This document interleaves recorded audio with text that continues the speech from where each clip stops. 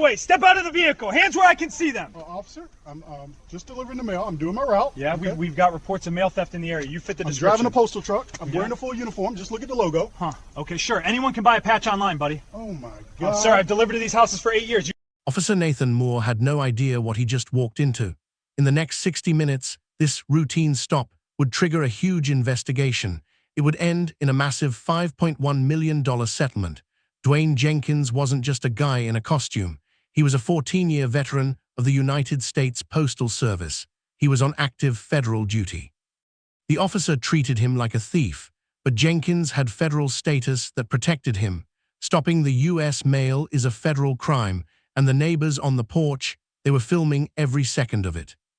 Before I continue, let me ask you, have you ever been treated unfairly by someone in power? Drop your answer in the comments. But Officer Moore treated Dwayne Jenkins like a criminal he'd just caught in the act. He didn't see the man behind the wheel. Dwayne Jenkins was a senior letter carrier for the United States Postal Service. That is a serious job. He had 14 years of federal service under his belt. For the last 8 years, he had delivered to this specific neighborhood every single day. He wasn't just a worker, he was a part of the community. The people on this street knew his name. They trusted him with their letters and packages. They knew his face. He waved to them in the mornings. He was a neighbor to them. More importantly, Jenkins knew the rules. He knew the federal code regarding mail security. He knew that his duty to deliver the mail came from the federal government. It was more important than a local traffic stop. On this Tuesday afternoon, Jenkins was just trying to finish his route. He wanted to do his job and go home to his family. He had no record. He had done nothing wrong. He was driving a marked government truck.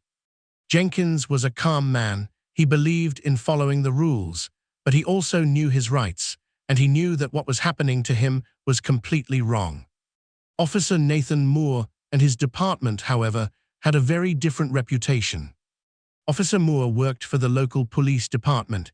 He was known for being aggressive. He had a history of making stops that felt wrong to the people involved. There were whispers in the town about him.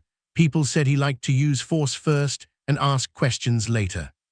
The whole department was already in trouble. They were being watched for how they treated minority residents. There was a pattern here. In one past incident, there were reports of officers harassing residents for small things. In another case, the department was accused of ignoring rules about calming situations down. They seemed to like the conflict. The neighborhood feared this specific patrol unit. When they saw Moore's car, they didn't feel safe. They felt worried. They knew that a small problem could turn into a big one very fast. Officer Moore was arrogant. He thought his badge gave him the power to do whatever he wanted. He thought no one could touch him. He was used to people listening to him because they were scared. But this time was different. This time, Moore wasn't stopping a regular car. He was about to pick a fight with the federal government, and his bad attitude was about to cost the city a lot of money. Type justice in the comments if you think bad officers should be held responsible. It was a standard weekday afternoon. The sun was shining. The visibility on the street was clear. This was a quiet, suburban residential street. It was the kind of place where kids played on the sidewalk. You could hear the hum of the postal truck engine. You could hear the sound of mailboxes opening and closing. It was a peaceful scene. Neighbors were sitting on their porches. Some were gardening. They were waiting for their mail like they did every day. Jenkins was moving from house to house. Then everything changed. An unmarked police car swerved aggressively in front of the mail truck. It cut Jenkins off. He had to hit the brakes to avoid a crash. Officer Moore jumped out of his car. He didn't walk over calmly. He exited with his hand already on his holster. He didn't say hello. He didn't ask for a license. He went straight to aggression. The neighbors looked up. The peaceful sounds of the afternoon stopped. The kids stopped playing. Everyone watched as the police officer marched toward the mail truck. The mood on the street turned from calm to scary in just a few seconds. If stories like this matter to you, hit subscribe. We are going to keep telling the truth about these cases. That's when a simple mail delivery became a crime scene. I need to see some ID, Moore demanded. It's in my pocket, Jenkins said calmly, but look at the truck. It says United States Postal Service. I don't care about the truck, Moore yelled. We have reports of theft. You look suspicious. I am a federal employee, Jenkins said. He kept his hands up. I am on an active route. You are stopping the mail. Get out of the truck, Moore shouted. He pulled his gun out. He pointed it right at Jenkins. Jenkins took a deep breath. Sir, please call my sup. Ervisor, call the postmaster. They can tell you who I am. I'm not calling anyone, Moore said. Get out now. Jenkins opened the door slowly. He stepped out onto the street. He was wearing his blue uniform. He had the postal logo on his chest. It was obvious who he was. Turn around, Moore ordered. You are making a mistake, Jenkins said. I live here, I work here. Shut up, Moore grabbed Jenkins by the arm. He spun him around. He pushed him against the side of the truck. The neighbors stood up. They were confused. Hey, one man yelled from his yard. That's our mailman. Moore ignored him. He was focused on being in control. He twisted Jenkins' arm behind his back. You are resisting arrest, Moore claimed. I am not resisting, Jenkins said. I am trying to show you my badge. I don't want your badge, Moore said. He forced Jenkins toward the ground. Get on the pavement. This is crazy, Jenkins said. I haven't done anything. You fit the description, Moore repeated, but he never said what the description was. Moore pressed his knee into Jenkins' back. He pulled out his handcuffs. The metal clicked shut around Jenkins' wrists. Jenkins lay on the hot asphalt. His face was pressed against the road. He could see the tires of his mail truck. He could see the shoes of the officer. He felt helpless. He was a government worker doing his job, and now he was being treated like a dangerous criminal.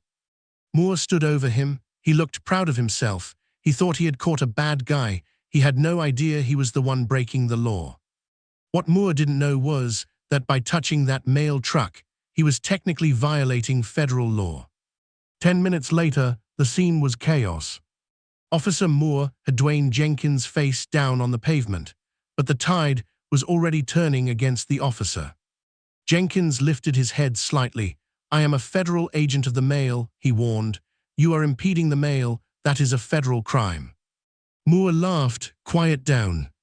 But the witnesses were not quiet. One neighbor ran to the edge of her lawn. That is Dwayne, she shouted. He is our mailman. He has been here for years. Another neighbor stepped forward. What are you doing? He asked loudly. He delivers our mail every day. A third neighbor pulled out a phone. I'm recording this, she said. She held the camera steady. She captured the image of the officer standing over the prone mail carrier. The bodycam on Moore's chest was also running. It captured everything. It showed Moore refusing to look at Jenkins' postal ID. It showed Moore refusing to listen to reason. Jenkins felt the humiliation burn. He was handcuffed in the middle of the street. He was in his uniform. The people he served every day were watching him be treated like dirt. But Moore's ego was too big to stop. He still hadn't called the post office. Instead, he called for backup. He wanted to secure the suspect. He's secure, Moore told the radio dispatcher. I've got him in custody. But wait, there's more to this. Moore didn't just arrest him. He left the mail truck unguarded. The doors were open. Hundreds of pieces of federal mail were sitting there. By arresting the carrier, Moore was leaving the mail exposed. That was a huge problem. Jenkins tried again. You need to secure the truck, he said from the ground. You are responsible for that mail now. Moore told him to be quiet again. He was digging a hole for himself. By now, Moore was digging a hole worth $5 million. He thought he was the highest authority on that street. He thought his police badge gave him total power, but he was about to learn a lesson about jurisdiction. The neighbors kept filming. They narrated what they saw. The cop has a gun on the mailman, one said into the phone. This is wrong. The video shows Jenkins lying still. He was not fighting. He was completely compliant. The only person acting out of control was the officer with the gun. Let me know what you think in the comments. Was the officer trying to protect the neighborhood, or was he just bullying someone? About 20 minutes later, another vehicle pulled up. It wasn't a police car, it was a postal van.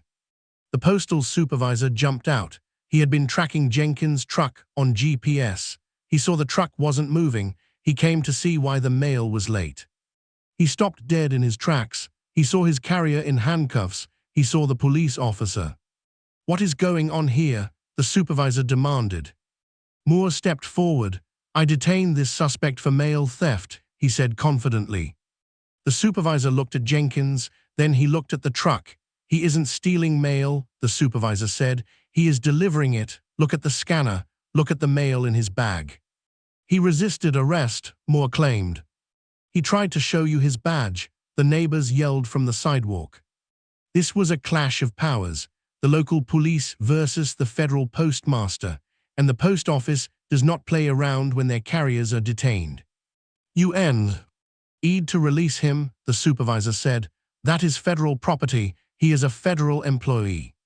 Moore started to look nervous. His story was falling apart. "He fits the description," Moore said weakly. "What description?" the supervisor asked. "A man in a uniform." Moore couldn't answer. The reality was setting in. He had arrested a man for doing his job. Eventually, Jenkins was released from the handcuffs. He stood up slowly. He dusted off his knees. He was shaken. He was humiliated. He was traumatized, but he was free. Moore tried to write a report to justify the stop. He tried to make it look like Jenkins was the problem, but the Bodycam footage didn't lie. Jenkins didn't finish his route that day. He couldn't. He went to the hospital instead. He had anxiety. He had stress. He was hurt. Moore thought writing a ticket would end it. He thought he could just drive away. He was wrong. If you believe officers should face consequences for this kind of behavior, hit that subscribe button right now. We need to build a community that demands better. The supervisor took photos of the scene. He took statements from the neighbors. He gathered all the proof he needed. Moore got back in his car. He drove away. He probably thought it would blow over. He probably thought the complaint would go into a file and disappear. But the consequences were just beginning. Someone had been recording, and that video was about to go everywhere. By that night, the video was online. Day one, the footage from the neighbors started to circulate. It showed a clear picture: a black man in a postal uniform, face down on the ground, a white officer standing over him. Week one, the local news broke the story. They interviewed the neighbors. They showed the cell phone video on the 6 o'clock news. The town was angry. People started calling the police station. Month one, the video hit national social media. It exploded. Millions of views piled up. The image became a symbol. It showed exactly what people meant when they talked about police overreach.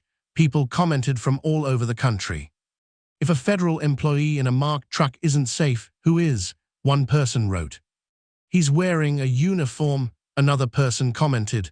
"How much more proof do you need?" The media coverage was intense. CNN and other major outlets picked up the story. They talked about the driving while black aspect of the case. It was impossible to ignore. The United States Postal Service Union issued a blistering statement. They defended Jenkins. They said their carriers had a right to be safe. They demanded answers. Officer Moore's department tried to stay quiet. They didn't want to talk about it, but the internet wouldn't let them hide. This story was shared millions of times. Share it right now if you think others should see this. The public response was loud. They wanted justice for Jenkins. They wanted Moore to lose his badge. They wanted the city to pay. The court of public opinion had ruled. Moore was guilty. Now it was time for a federal court to decide the punishment. Dwayne Jenkins didn't just accept an apology. He filed a federal civil rights lawsuit against Officer Moore and the city. His lawyers were smart. They claimed unlawful seizure. They claimed false arrest. They said Moore violated Jenkins' Fourth Amendment rights. Then came the discovery phase. This is when the lawyers get to look at all the evidence. They found out that Moore had no credible tip about mail theft. There was no specific report. He had made it up.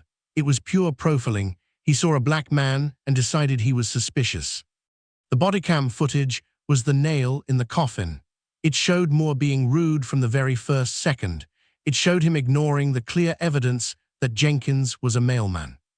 Moore tried to defend himself. He tried to claim qualified immunity. This is a legal rule that usually protects officers from being sued personally. But the judge didn't buy it. The stop was so egregious, so clearly wrong, that the immunity might not apply. The city knew they were going to lose. They knew a jury would hate Officer Moore. They decided to settle the case. Wait until you hear the number. The city agreed to pay $5.1 million. That is one of the largest settlements ever for an arrest where no one died. It was a huge amount of money. It showed just how badly the city knew they had messed up. But that wasn't all.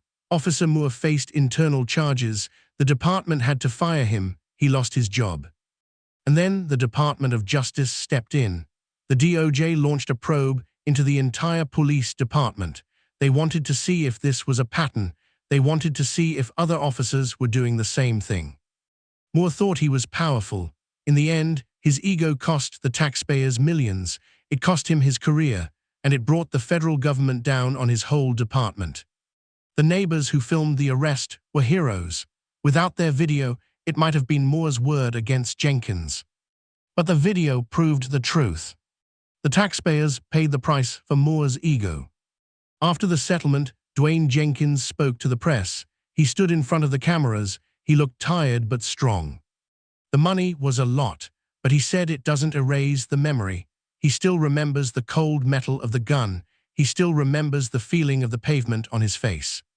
"I wear this uniform with pride," Jenkins said. "I serve my country. It should have been enough protection." He talked about the anxiety he feels now. When he sees a patrol car, his heart races.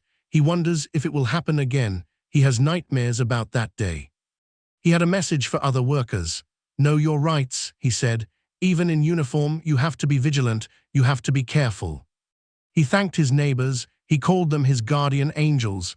"They filmed it," he said. "They spoke up. They saved me from something worse." Jenkins wanted his life back. He wanted to go back to being just the mailman. But he knew he would always be the man from the video. "I'm not just a mailman," he said quietly.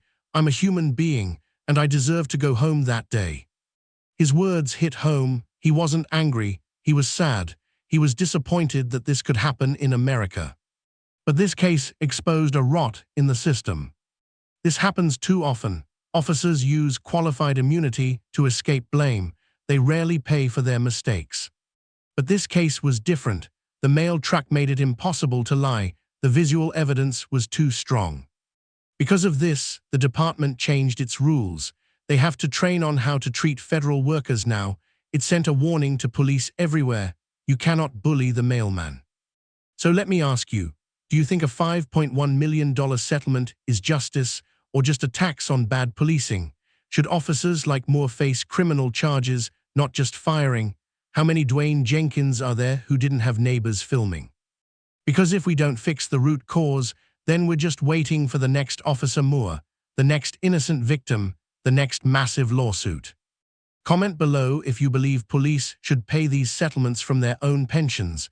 If you think stories like this matter, hit that subscribe button. We're going to keep exposing these stories.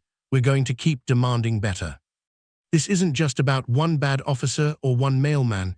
It's about all of us. See you in the next one.